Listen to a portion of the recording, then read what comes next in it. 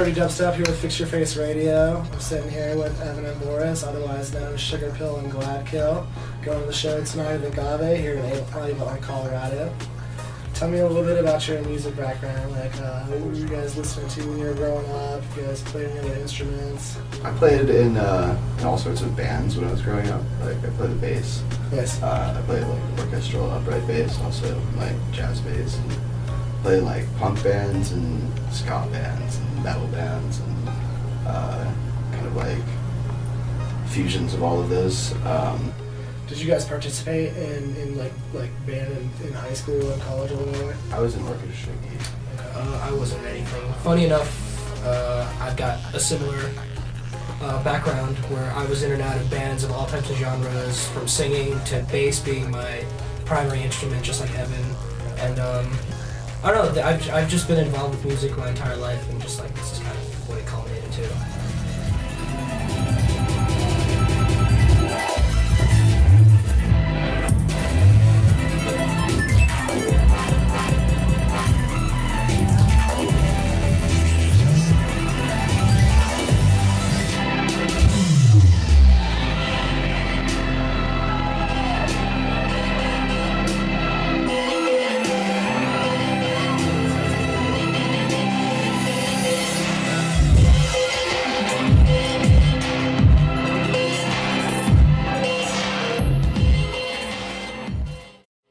What did you guys grow up listening to? Like, what were your favorites?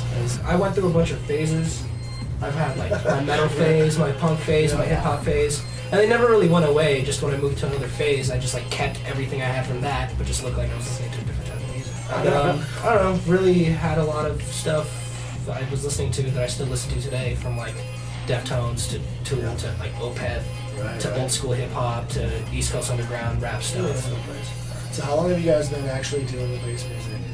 Like full been into producing electronic?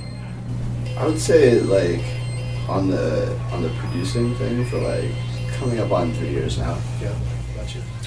I started producing in about, I'd say 06, 07, and I started doing like down-tempo IDM stuff. That's what I got into.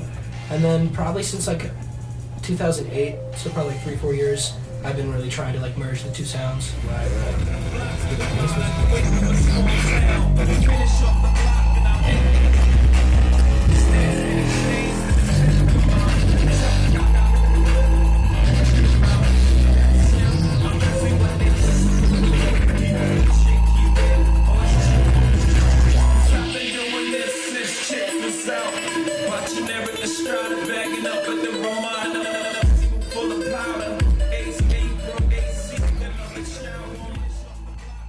Tell me a little bit about like the struggles you guys have had with like coming A couple up. years ago, I was like, DJing like top 40 like rap and stuff like that, using Ableton and like a controller, and just taking shit from people for that. Like, was probably the most like struggle-oriented thing, because it was hard to get booked, and like I could use turntables, I just didn't like it. Like, Right. That's what everybody else is doing, and it made it hard to get booked at first. And like I guess now like the struggle is kind of like to keep it new for myself all the time. Like I like to write a ton of new tracks, like and have like different stuff to play to keep myself interested just doing it so much. So I definitely feel the same way about like starting out, and I mean I started out playing like weirder stuff that people hadn't heard through Ableton, kind of just like at any show I could possibly get for free back in like Orlando, Florida, and then New York when I moved there.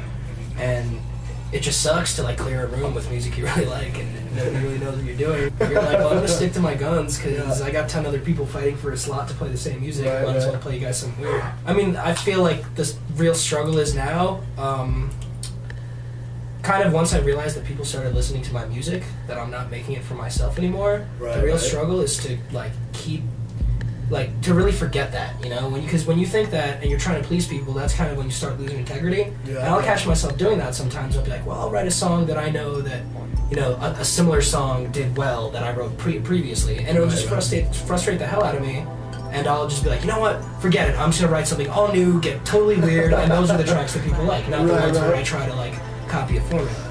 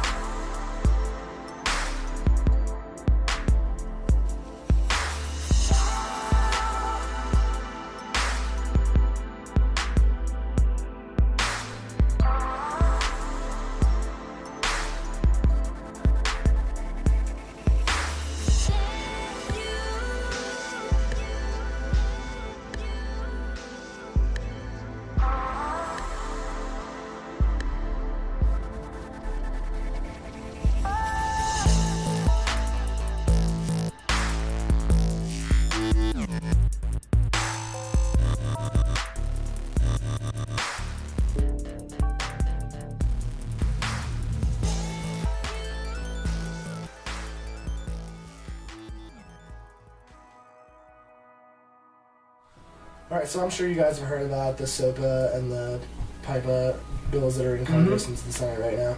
What are you guys' stance as far as like copyright infringement goes? Where do you guys stand on that? My main reason for asking is the fact that you like as younger producers that are trying to get your name out there, you know, you use a lot of the web mediums to promote yourselves.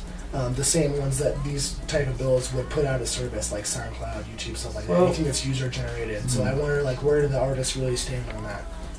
I mean, personally, I think that we live in an age where trying to shut down free downloading is such a it's about as useful as the war on drugs or the war on terrorism. Yeah.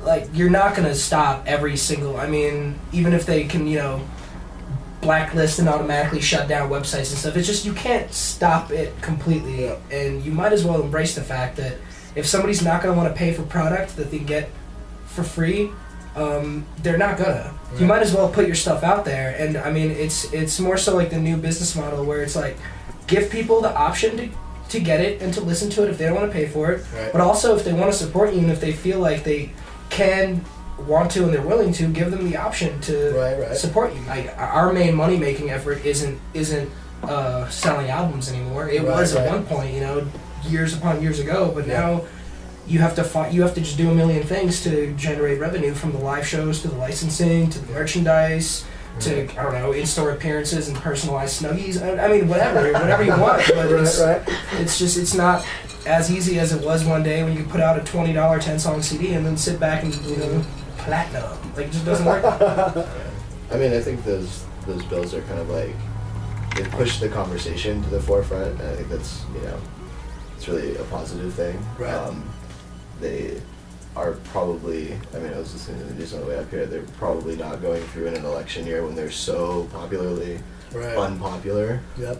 Which is, you know, I'm pretty thankful for it, because it really would, you know, as they were written, like, change the way we do things. I think the definition of fair use is a lot more broad than people want to, or, you know, the established, you know, well, the government and, you know, the established, like, music and movie industry wants to accept, because it's not profitable for them to accept a more like open fair use definition. But you know, I think the model is changing. I don't think those bills are going to pass. I think if they did pass, the legal ramifications of that are a lot more widespread than people realize.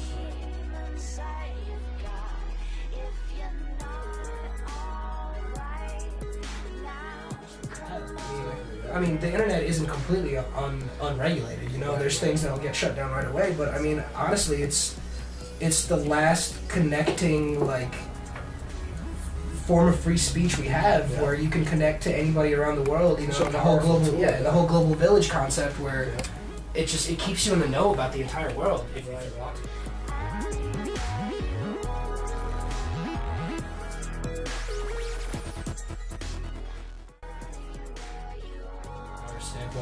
And just like how he said, you know, the old idea of, well, you use that, you know, so you owe me money. That's just like old businessmen gripping at straws that just trying to stay afloat. That it's just like, you can't make this money anymore. You know, change with the times.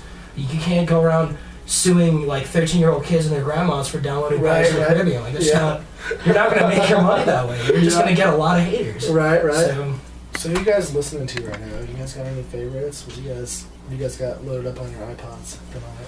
It's always really different, and it's always really weird to say that I got like a lot of Sugarpill stuff on my iPod. And I'm listening to all that again. I listen to a lot of Gladkill. No, but really, I listen. I don't like find myself seeking out a lot of music often, because people send me so much stuff. Right. So I listen to really what a lot of people send me, and like when I meet somebody at a show and they're like, I'm a DJ, or like I make music or something like that, like, and then they send me an email with a link to their stuff, like, honestly, that's what's on my iPod right now.